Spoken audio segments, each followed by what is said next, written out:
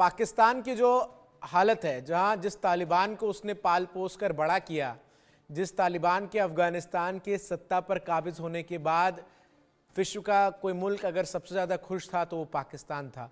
क्या पाकिस्तान ने एंटिसिपेट किया होगा कि 2-3 साल बाद स्थिति ऐसी हो जाएगी कि उसके बॉर्डर पर उसी के द्वारा ट्रेन किए गए लड़ाके जो हैं वो बंदूक ताने खड़े होंगे और युद्ध के लिए ललकार रहे होंगे, उन्हीं कमांडर्स को जिन्होंने शायद कभी उन्हें ट्रेनिंग दी? नहीं भैया, अभी आपको यह समझना पड़ेगा कि पाकिस्तान आर्थिक रूप से बेहाल क्यों हुआ।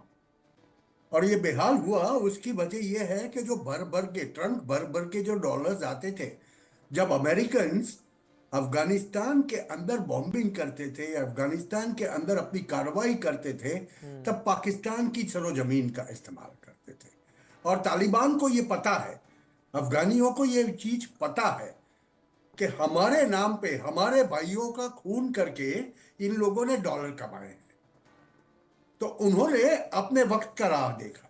अभी आज देखिए, आप कराची में देखेंगे ना, कराची तो पाकिस्तान के ये बाजू आ जाता है, दरिया के नजदीक। कराची के अंदर 30% पॉपुलेशन पश्तून्स का है। और ये जो अफगानिस्तान के डेप्यूटी प्राइम मिनिस्टर ने जो बताया ना भैया कि हमारे एक एक लड़ाकू परमाणु बम जैसे हैं, उसकी वजह है। उसकी वजह यह है कि वो जो लड़ाकू है वो लड़ने के लिए और मरने के लिए तैयार होते, जबकि जो पाकिस्तानी सेना है वो बेहाल हो चुकी है। आप कर्नल साहब को पूछेंगे, वो ज्यादा बता पाएंगे उसके बारे में। मैं इतनी बात जानता हूं और बहुत स्पष्ट रूप से जानता हूं कि पाकिस्तान के अंदर अगर तालिबान ने चाहा तो ऐसा गदर मचाएंगे वो लोग कि जिससे पाकिस्तान कभी खड़ा नहीं हो पाएगा। हम फ्रंटल वॉर की, सिस्टमेटिक वॉर की बात नहीं कर रहे हैं, ये एक एसिमेट्रिक वॉर है। और तालिबान और तहरीक तालिबान पाकिस्तान, उनके साथ में अगर बीएलए मिलकर कार्रवाई कर रही है, जो हमें दिख रहा है अभी पिछले कई दिनों से, तो ऐसी स्थिति के अंदर पाकिस्तान के लिए अंदरूनी स्थिति संभालना ही मुश्किल हो जाएगा। और कहां ये वखान कॉरिडोर की बात कर रहे हैं भैया? वखान कॉरिडोर का जहां तक सवाल है, वो चाइना का एसेस है।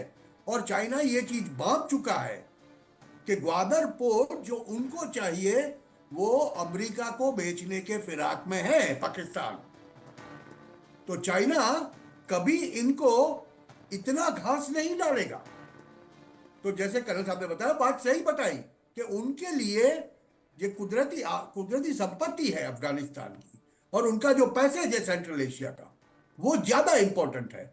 और इसी वजह से चाइना ने चुपचाप अफगानिस्तान के साथ में, मतलब तालिबान के साथ में, अपने रिश्ते बहुत अच्छे बना लिए।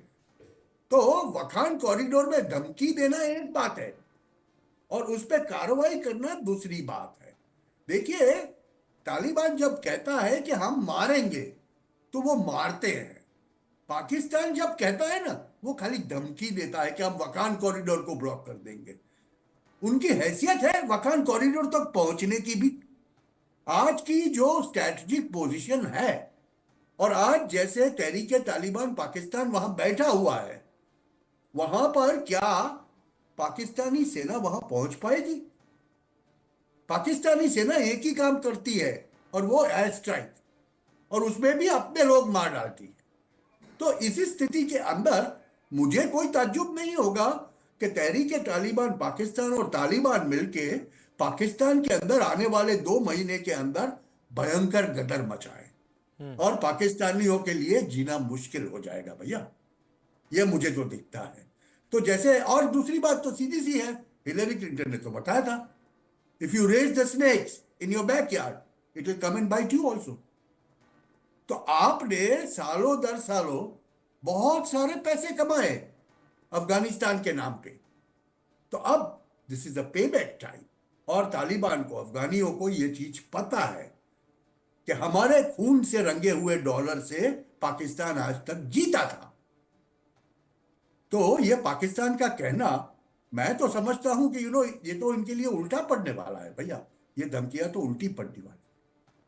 ठीक है, लेकिन इसमें जेके परिहार साहब, जो पाकिस्तान के सामने चुनौती है तालिबान की, उसमें जब तालिबान के ये जो लड़ाके हैं, इनको लेकर जो अफगानिस्तान की सेना के एक प्रमुख हैं, जो कि तालिबान के शीर्ष कमांडर्स हैं, वो ये कह रहे हैं कि हमारे जो तमाम लड़ाके हैं वो परमाणु बम के बराबर हैं। और जिस तरीके से वीडियो भी इस वक्त जो हम दर्शकों को दिखा रहे हैं और जो वीडियोस भी सोशल मीडिया पर आई हैं जिनमें पाकिस्तान की चौकियों पर कब्जे की बात जब तालिबान कर रहा है, तो एक वेल ट्रेन्ड आर्टिकुलेट आर्मी नजर आती है तालिबान की। हालांकि सैनिक के तौर पर हम कंपैरिजन करें तो बिल्कुल पाकिस्तान को अपर वेट है, लेकिन जो इंटेंशंस हैं तालिबान के और उसमें इस तरीके की बयानबाजी की हम हर तरीके से सक्षम हैं, और चाहे पाकिस्तान भले ही परमाणु शक्ति क्यों ना हो, लेकिन हम भी जो है वो पीछे नहीं है, ये किस इंटेंशंस को दिखाता है तालिबान के? मनोज जी, हिमांशु जी ने बहुत अच्छा विश्लेषण किया है। और आप अगर इतिहास में जाएं, अफगानिस्तान जो है एक तरह का वाटरलू रहा है, जैसे कि रशिया रहा है फर्स्ट वर्ल्ड वॉर और सेकेंड वर्ल्ड वॉर दोनों जो और इकट्ठा हुआ। अफगानिस्तान को तो लेकर सर ये कहा भी जाता है कि it's a great yards of empire, बड़ी जी हाँ, बड़ी जी हाँ। ताकतों ने वहां पर आजमाइश की अपनी, और फिर रिजल्ट पूरी दुनिया जानती है उसका क्या रहा। चाहे वो फारसी रहे हो, चाहे रशियन रहे हो, चाहे ब्रिटिश एम्पायर हो, अफगानिस्तान को कभी वो काबू में नहीं कर पाए। और उसके बाद भी आप देखिए सेकेंड वर्ल्ड वॉर एरा में जो है वहां पर अमेरिका भी परेशान हुआ है, उनको वापस जाना पड़ा 2 बार, रशिया को भी वापस जाना पड़ा है। और तालिबान लड़ाके जो है वो गुरिल्ला वारफेयर में काफी एक्सपर्ट हैं। तीसरी बात है टेरेन की, जो है टेरेन ऐसे हैं कि और इसी वजह से अफगानिस्तान को कोई कॉन्कर नहीं कर पाता है। और तालिबानी जो है वो लोकल है और वो उसको अच्छी तरह से समझते हैं। चौथा बात है, अगर आपको कोई लड़ाई जीतनी होती है तो अपने रिसोर्सेज के साथ में ग्राउंड कंट्रोल करने के लिए पैदल सेना को लोकल पॉपुलेशन का सपोर्ट बहुत जरूरी है। बांग्लादेश में भारत सपोर्ट कर पाया क्योंकि बांग्लादेश में उसमें काफी ज्यादा थे। पाकिस्तान कश्मीर में कुछ नहीं कर पाया क्योंकि कश्मीर वैली में उनको वो सपोर्ट नहीं मिला जो वो चाहते थे। अफगानिस्तान का जो इलाका बलूचिस्तान जो और दोनों इलाके हैं उसमें जो है पाकिस्तान का सपोर्ट नहीं है। और तालिबान को शुरू में पाकिस्तान ने पूरा हाइड आउट दिए थे अमेरिका के फेवर में जाने के लिए, रशिया के अगेंस्ट में। तो जो इनका खैबर पख्तूनवा इलाका है और बलूचिस्तान के कुछ इलाके में, वहां पर इनकी पहुंच जो है तालिबानियों की पिछले 30-40 साल से बहुत अच्छी बनी हुई है और तहरीक तालिबान उसी का ही एक तरह से एक्सटेंशन हो गया है। तो इन हालातों में मैं नहीं समझता हूं कि पाकिस्तान आर्मी इनको कंट्रोल कर सकती है। हिमांशु जी से मैं सहमत हूं कि पाकिस्तान आर्मी सिर्फ एयर स्ट्राइक ही कर सकती है। तालिबानी इतने डू एंड डाई होते हैं, इसलिए उनकी कैपेसिटी इतनी ज्यादा है, उसको इक्वेट करने के लिए उनको न्यूक्लियर बम के बराबर जो है अफगानिस्तान ने कहा है। तो सिचुएशन एक ऐसी है कि पाकिस्तान जो है अफगानिस्तान और बलूचिस्तान और खैबर पख्तूनख्वा में एक ऐसी लड़ाई की तरफ जा रहा है जिसमें उसके वापस निकलने की गुंजाइश प्रैक्टिकली जीरो है। और ऊपर से जिस तरह से पाकिस्तान की आर्थिक स्थिति डावाडोल है, आर्मी के जैसे गेम चलते हैं, उसमें मैं समझता हूं कि शहबाज शरीफ को बहुत ज्यादा परेशानियों का सामना आगे चल के करना पड़ेगा। और हिमांशु सर, इसमें एक इम्पॉर्टेंट पॉइंट ये भी है ना, जैसा कि मैंने बताया कि ग्रेवयार्ड्स ऑफ एम्पायर, और परिहार सर भी उससे एग्री हो रहे हैं, और ये पूरी दुनिया ने देखा किस तरीके से अफगानिस्तान पर नियंत्रण करने की कोशिश जिस किसी ने भी की वो वहां पर विफल रहा।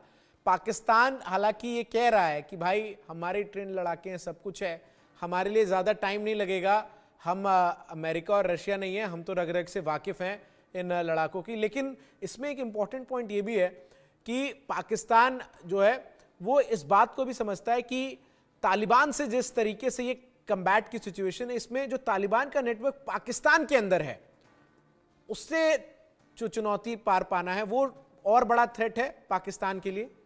बहुत बड़ा थ्रेट है भैया, वही सबसे बड़ा थ्रेट है। मैं वही बता रहा था कि कराची के अंदर 30% पश्तून से है और वो एक एक करके, अभी हमने कराची में इंसिडेंट होते हुए देखे कराची एयरपोर्ट के पास में, और ये वो अगर समझ लो आप कि पश्तून एक के बाद एक फटना चालू हो गए सुसाइड बॉम्बर्स बन के। पाकिस्तान के हर जगह पे पश्तून और पठान है। आप उनको बाहर निकालना चाहते हो, मगर आप क्या ऐसे निकाल पाओगे?